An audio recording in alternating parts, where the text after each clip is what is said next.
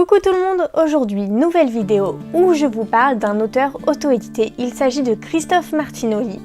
Alors Christophe m'a envoyé bien gentiment sa trilogie Corps d'État que vous pouvez retrouver sur Amazon, donc je tiens entre les mains la trilogie complète, j'en ai déjà parlé sur le blog, vous pouvez retrouver tous mes avis. Aujourd'hui je vous fais un rendez-vous avec Mel pour Corps d'État. Donc je vous lis le résumé, une femme face à la France de demain. Comme nous, Claire a grandi dans une France démocratique au sein d'une Europe en paix. Depuis plus de 50 ans, pour la première fois de son histoire. Comme nous, elle ne croyait pas cet équilibre aussi fragile.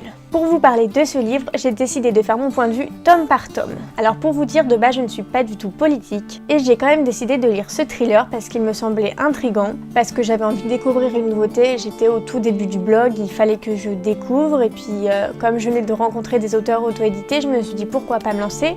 Donc j'ai fait un post sur Twitter en demandant aux auteurs de me proposer leurs livres et j'ai découvert Corps d'État. Alors dans le tome 1, nous allons suivre les aventures de Erwan, qui est un assistant parlementaire, un futur papa et le compagnon de Claire.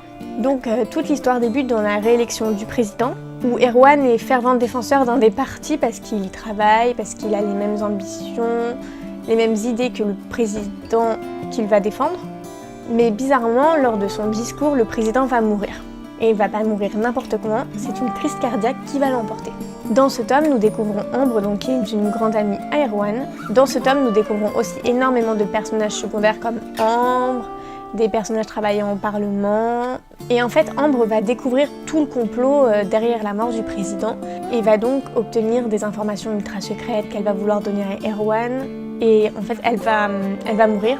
Et lui, il va récupérer les informations et de là s'ensuit toute l'histoire. Donc, il porte très bien le nom de thriller parce que c'est une histoire très haletante. Et donc en fait, ce qui m'a vraiment plu dans ce livre, c'est que vous avez une intrigue très prenante. Ici, la mort du président, elle vous tient en haleine pendant tout le tome 1. Il m'a fallu à peu près 2 heures pour découvrir tout le tome 1 et donc à peu près 5 heures pour lire la trilogie complète. Pour parler de l'écriture de l'auteur, c'est très fluide, très sympathique, il sait vous plonger là où il faut. Mais il faut dire que Christophe est scénariste de base, donc je pense qu'il sait très bien écrire. Et donc maintenant, je vais passer à l'avis sur le tome 2. Passons maintenant au tome 2. Dans celui-ci, nous allons suivre les aventures de Claire parce qu'Erwan a disparu à la fin du tome 1 pour remettre les choses dans le contexte. Et donc on trouve un livre totalement différent du premier. Enfin, moi j'ai vu une nette différence. J'ai beaucoup apprécié le côté de Claire, je crois que ce tome 2 c'est mon préféré de la trilogie. Et donc comme le premier, je me suis laissée emporter. Il m'a fallu à peu près 1h30 de lecture pour le finir. J'ai trouvé ce tome très oppressant et une ambiance très particulière parce que c'est après les attentats. Donc vous avez des couvre-feux instaurés, enfin tout un état d'urgence finalement. Personnellement, j'ai eu l'impression que la France était en état de guerre. C'était vraiment très perturbant. Et là, on se dit que ça peut être notre réalité à nous demain. Ce qui rend le tome 2 plus impressionnant et plus attachant, c'est qu'on a beaucoup plus le ressenti des personnages, le tome est beaucoup plus fort là-dessus. Il y avait beaucoup de vulnérabilité chez certains personnages, beaucoup de courage qu'on n'aurait peut-être pas eu dans des circonstances comme ça, parce que finalement, un état de guerre où les personnages font tout pour découvrir les complots, et la machination qui se passe derrière, c'est quand même assez fort. Enfin, je pense pas que tous les Français ou même dans d'autres pays auraient envie de faire ça. Enfin, moi je pense qu'on se serait tous cachés quelque part en disant on attend que ça soit fini, on suit les informations, ce qui me paraît plutôt logique.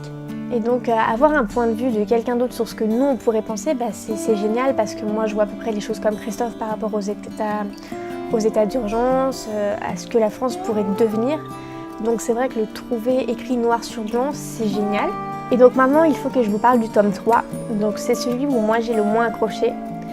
Il était très différent des 2 premiers, peut-être un peu trop court pour moi. La fin était trop brutale en fait. Dans ma tête, je voyais pas la chose comme ça. Et c'est vrai que Christophe m'a surpris parce que pour moi, le tome n'aurait pas dû se finir comme ça. Et donc j'avais pris mon temps pour lire ce tome 3. Je voulais faire durer le suspense. J'avais pas envie de la finir tout de suite, donc maintenant que je l'ai entre les mains, je vais pouvoir la relire un bon nombre de fois, je pense. Donc dans ce tome-là, on retrouve toujours Claire et Erwan.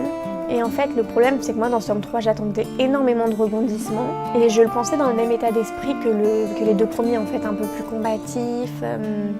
Des gens qui seraient prêts à tout pour découvrir les complots, ce genre de choses. Et en fait, pas du tout, ça n'a rien à voir avec les 2 autres tomes. Je dirais même que c'est un peu l'opposé. Et pourtant, ce 3e opus est une véritable prise de conscience. On voit que la politique, ce n'est pas tout rose, ce n'est pas non plus ni blanc, ni noir. En fait, c'est gris.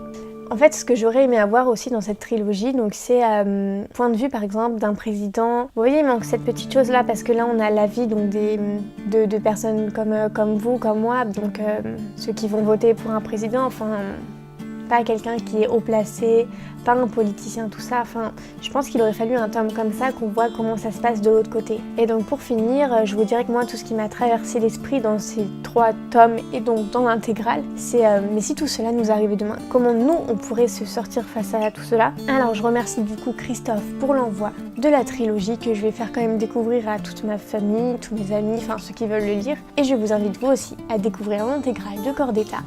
N'hésitez pas à m'envoyer un petit message pour que je vous en parle un petit peu plus qu'en vidéo, parce que ici j'essaye de pas trop spoiler, donc si vous l'avez lu on peut échanger dessus. Moi j'attends que Christophe nous ressorte une nouvelle pépite.